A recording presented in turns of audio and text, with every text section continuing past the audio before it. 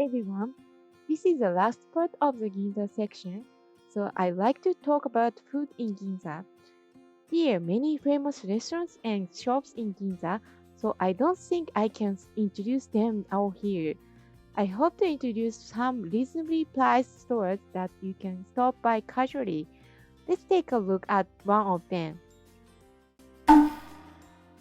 First of all, I'd like to introduce Matsuzaki Senbei, a senbei shop located near the Utamaiza Theater. Before going to the store, I'd like to explain about senbei.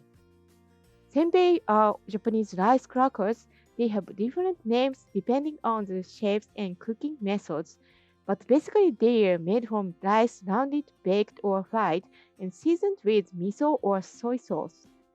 They are traditional Japanese snacks. There are various types of rice crackers in Japan, depending on the regional culture, and the name arare or okaki varies depending on the size of the rice cracker. It's generally said that rice crackers were eaten as far back as the 4th century BC, when rice production began in Japan. There are various theories as to when the rice cracker became what it is today, but it's said to have been made in Soka City, Saitama Prefecture, in the 17th century. It's said to have originated when an elderly woman named Osen, who ran a dumpling shop in Soka, a prosperous post town on the Nikko Kaido Highway, was suggested by samurai one day to bake dumpling fat and began selling them. These dumplings were spread by travelers. There are many different types of rice crackers all over Japan, so it would be interesting to compare them. Matsuzaki Osen also has a wide variety of rice crackers, so it would be very enjoyable just to look at them. The location is also easy to access, as it takes only a minute or 2 minutes walk from the Kabukiza Theater. Let's go there. Here is Matsuzaki Senbei. They have different shapes and sell various flavors of rice crackers. The price is 400 to 600 yen for a pack. The larger ones for souvenirs cost a little more though. It seems that you can put your favorite design on the rice cracker. It's a nice service, isn't it? But it takes about a month. It seems that you can also get some Japanese cakes in the store.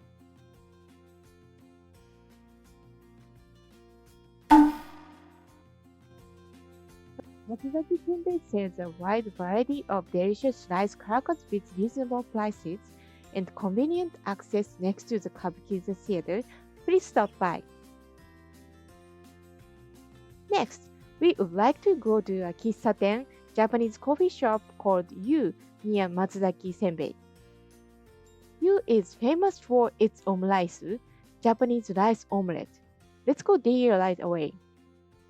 It's 30 minutes before opening, but there is already a line because this shop is very popular. I like to wait in line to enter.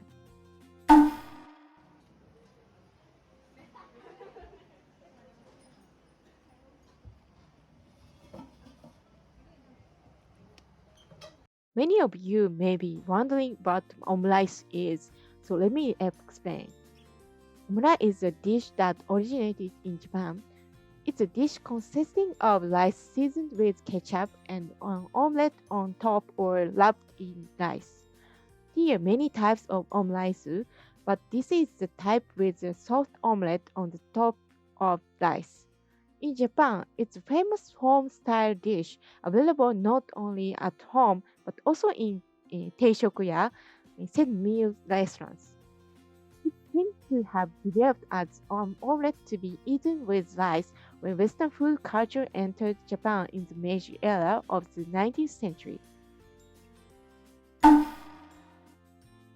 This is the omelette. I asked for kombucha kelp tea as a drink.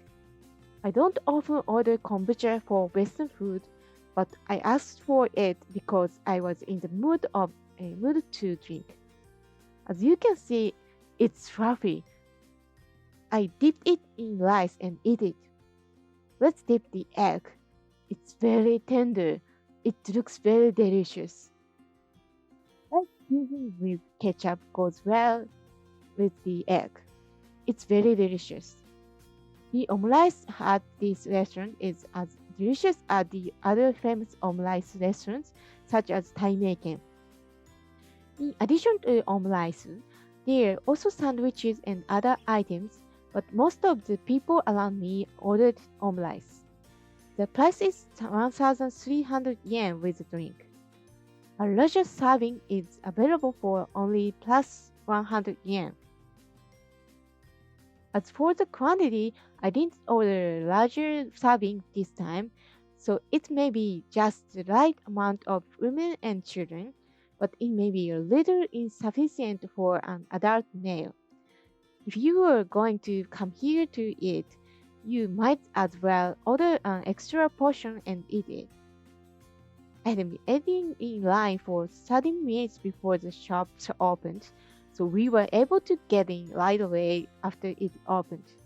However, since it was Sunday, the place was extremely crowded. There was a long line in front of the store.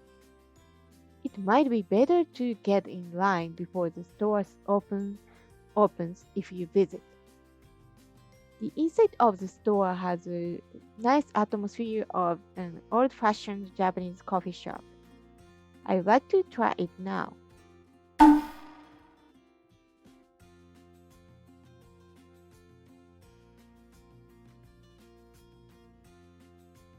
It was very delicious. Since it's close to the Kabukicho Theater, you should definitely visit your coffee shop as well. Next, I like to go to Nakamura Tokichi Honten to eat Japanese dessert. It's located in a commercial facility called Ginza③ in front of Uniqlo, which I introduced in part 1, and it's one of the shops there. Let's go there now. Here is Ginza③. The location is very close. It takes just a 3 to 4 minutes walk from Ginza Station. It's a commercial facility that houses everything from luxury brands to restaurants. This is a full tour of Ginza③. Here is Nakamura Tokichi Honten. There was a bit of a line, but I was able to get in rather quickly. The contents of the matcha parfait are also carefully described. Here is the store's menu. Here are 3 kinds of matcha parfait and tea for which they are famous. The menu is also written in English, so it's easy for foreigners to read. On the back side of the menu, here are tea jelly and tea buckwheat noodles. It seems that you can also drink matcha, so it might be a good idea to have it along with your drink. マレットパフェの抹茶を一つ。以上です。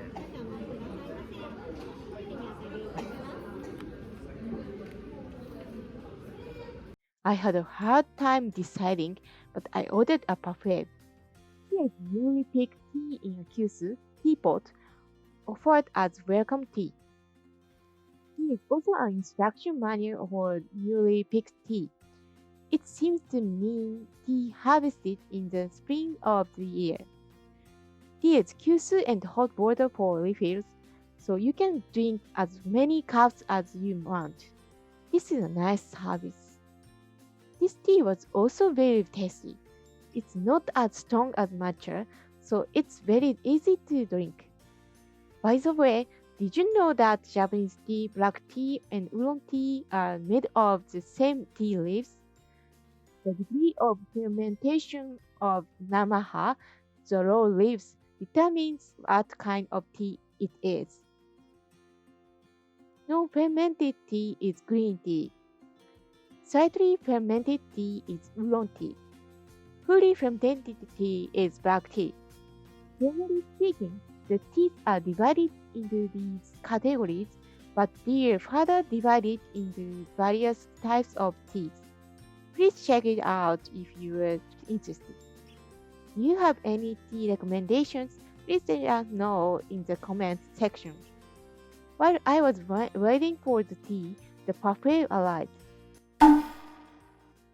It's very large and very satisfying as it's made up of several layers. Tea, green tea jelly, red bean tea paste, and shiratama, sticky rice balls in the buffet. Let's eat it right away.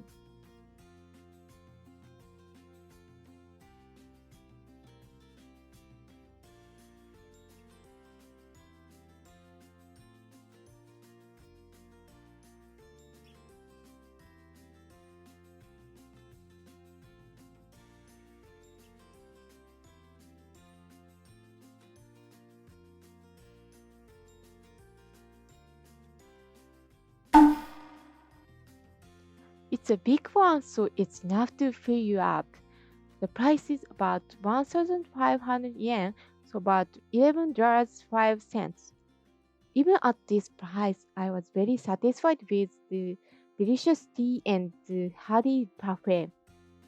There's also a store in front of this shop selling tea and other items.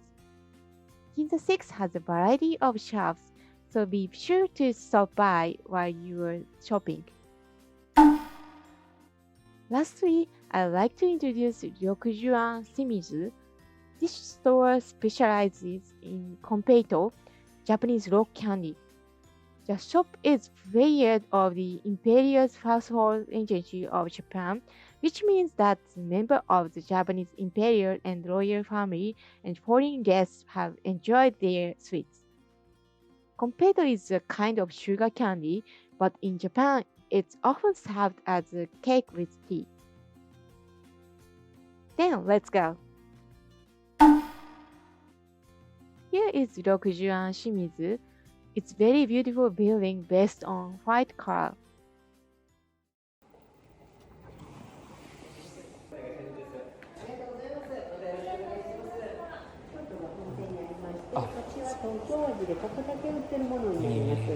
で定番がこの4つ四角のもので、隣がお茶のシリーズで、一番大きな四角は中心角をね、そっちでしたら生の生姜が入ってたり、珍しいです。の皮でお酒とかコーヒーとかそういったお飲み物と合わせていただいても人気のお味なんです。お味にありましてリンゴミルクティーいかがですか？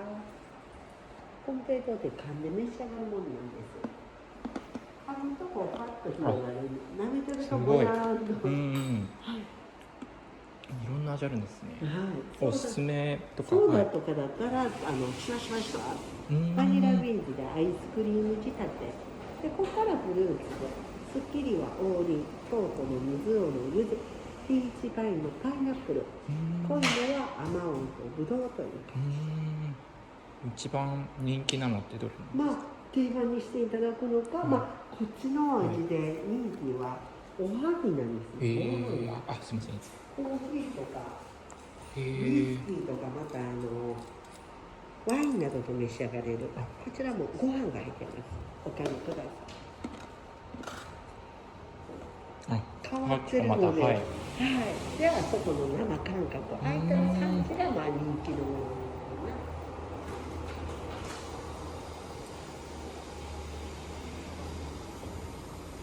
いらっしゃいませ。初めてのご来店ですか？はい。京都が本店で、ここにあるのは東京味です。When I entered the store, a staff member wearing a kimono gave me a detailed explanation about the process of making konpeito. You can try some samples of the flavors. It's easy to find your favorite one. There are also some souvenirs in a magnificent Paulownia box, which might be a very good souvenir of Japan. I had no idea that there were so many different kinds of konpeito. The konpeito in line now is about 1,100 yen, but the tea made with a lot of milk flavor is about 2,000 yen. It seems that the price varies depending on the flavor. The inside of the store is the same as the outside, based on white color and looks very elegant. And then I bought it. It's very close to Ginza station, so please stop by. So how was this video? They were all wonderful stores one day. The shops I was able to introduce this time are just a few of them. So if you happen to be in Ginza, where many famous ones are located, please try a variety of food. I'd like to post more videos and add more shops. Ginza is also close to Senbei Station, Yurakucho Station, and Hibiya Station, so I hope to introduce some food in those areas as well. If you enjoyed this video, please give it a high rating and subscribe to our channel. If there are any other places you would like us to introduce, please leave a comment. See you again in the next video.